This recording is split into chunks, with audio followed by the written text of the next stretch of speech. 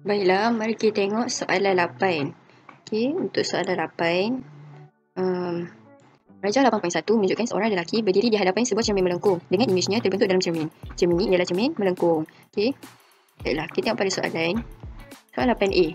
Nyatakan fenomena cahaya yang terlibat dalam pembentukan imej itu. Baiklah, tadi kan cermin kan? Jadi, untuk cermin, fenomena cahaya yang akan terlibat ialah pantulan.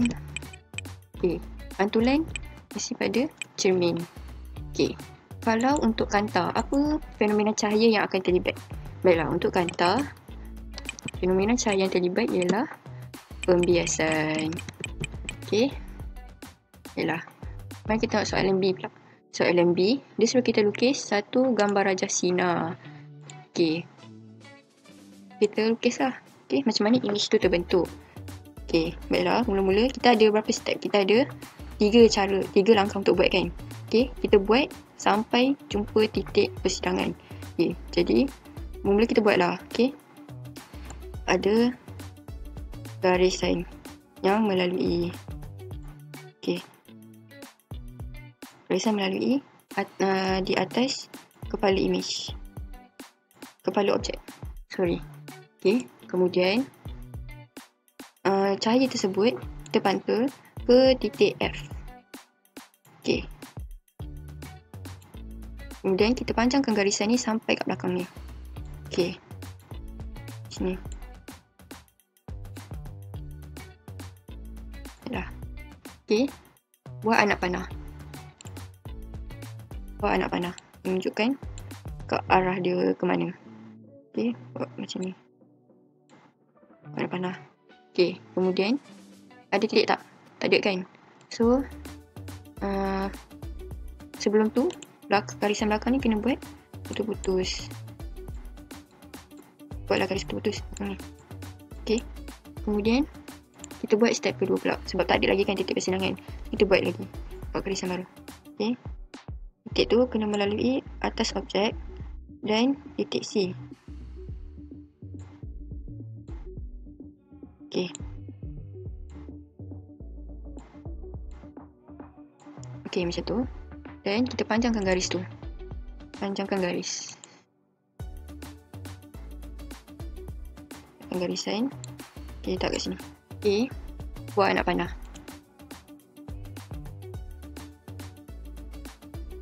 Anak panah. Dia pergi dan dia terpantul semula. Okey. Kemudian yang belakang ni kita buat garis putus-putus. Okey, buat garis putus-putus. Sini. Okey. Ada titik persidangan tak sekarang? Tak ada kan? Okey. Kat sini. Okey, kita buatlah. Kat sinilah. Okey, untuk soalan B2, nyatakan dua ciri imej yang terbentuk dalam rajah 8.2. So, daripada rajah yang dilukis tadi, kita dapat ciri imej ialah saiz yang besar. Okay, C. Cermin melengkung selalu digunakan sebagai cermin keselamatan dalam kedai untuk menguas pencuri barang. Anda dikendaki untuk mengkaji ciri-ciri cermin melengkung seperti yang ditunjukkan dalam jadual 8. Jadi, berdasarkan jadual 8, nyatakan ciri-ciri cermin melengkung yang boleh digunakan sebagai cermin keselamatan berkesan. Okay, so, itulah dalam table tu, kita dapat tengok jenis cermin yang berbeza. P, Q, S, T. P cembung, kecil dan rendah. Q cekung, besar, tinggi. S cembung, besar, tinggi. Dan T cekung, kecil dan rendah. Okay, so, satu Roman, jenis cermin melengkung yang sesuai ialah cermin cembung sebab medan penglihatan akan jadi lebih besar. Ataupun, sudut penglihatan lebih besar. Okey, boleh jawab macam tu. Okey, sebab kita pilih cermin cembung. Sebab seperti yang kita tahu, cermin cembung kan macam ni. So, bila cahaya masuk, dia akan mencapahkan cahaya. Maksudnya dia akan pantulkan balik, tapi dipantul lagi besar lah macam tu. And kalau kat sini, macam tu. Okey, so imej yang terbentuk akan jadi lagi besar. Tapi kalau kita pilih cermin cekung macam ni, dia akan menumpukan cahaya. So, cahaya tu akan dipantulkan balik kat sini. Macam okey, dia akan pantul balik macam tu. So, imej yang terbentuk kat sini. So, kita tak dapat tengok imej yang lebih besar. Okey, untuk soalan C2, saiz cermin melengkung mestilah besar sebab dia supaya lebih banyak cahaya yang dapat dipantulkan. Okey, seperti yang kita boleh lihat kat sini, kalau cermin cembung dia kecil, cahaya yang akan dipantulkan adalah sikit.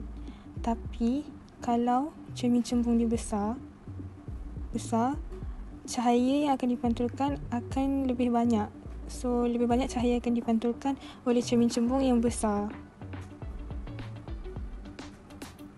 Sekarang ni tengok kedudukan cermin cembung.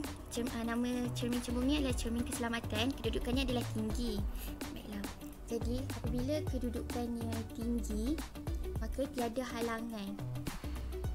Okay. Tengok dekat sini kita boleh nampak jalan raya, bangunan dan imej yang terhasil juga adalah luas lah. Kita boleh tengok banyak dan tiada halangan. Okay. Tapi apabila kedudukan cermin keselamatan kita adalah rendah, di sini kita kemungkinan gejala vandalisme akan berlaku, cermin akan pecah dan juga imej yang terhasil adalah terhad. Mungkin hanya boleh nampak jalan raya sahaja.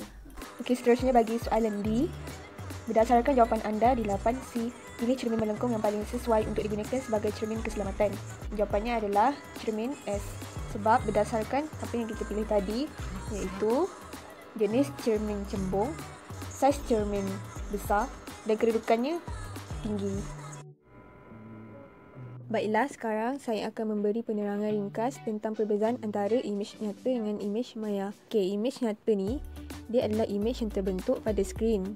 Manakala imej maya, dia tidak boleh terbentuk pada skrin. Ciri-ciri imej maya adalah tegak dan mesti berada dalam cermin. Kalau imej yang berada di luar cermin, kita panggil dia sebagai imej nyata. Okey, bagi imej nyata ni, yang pertama dia terdapat pada kantar cembung. Sebab kantar cembung ni dia menumpukan cahaya pada paksi utama. Contohnya macam kamera, projektor ataupun lain-lain lah. Yang kedua, dia terdapat pada cermin cekung. Sebab cermin cekung ni dia memantulkan cahaya dan menumpu ke titik fokus di depan cermin. Dia juga menghasilkan imej yang lebih besar dari objek. Contohnya macam cermin dalam pergigian, cermin makeup ataupun hologram. Hologram ni, imej yang dihasilkan tu macam dalam bentuk 3D tapi kita tak boleh sentuh dia. Contohnya macam dalam video ni. Seterusnya bagi imej maya, dia terdapat pada kantar cekung. Sebab kantar cekung ni dia mencapahkan cahaya dan menghasilkan imej maya yang tegak dan lebih kecil dari objek. Selain itu juga, imej maya ni terdapat pada cermin cembung sebab dia juga cermin yang mencapahkan cahaya. Contoh cermin cembung ni adalah seperti cermin yang kita nampak dekat tepi jalan ni ataupun dalam kedai. Okey, sebab apa cermin ni dipasang? Sebab imej yang dihasilkan lebih luas yang boleh guna sebagai keselamatan.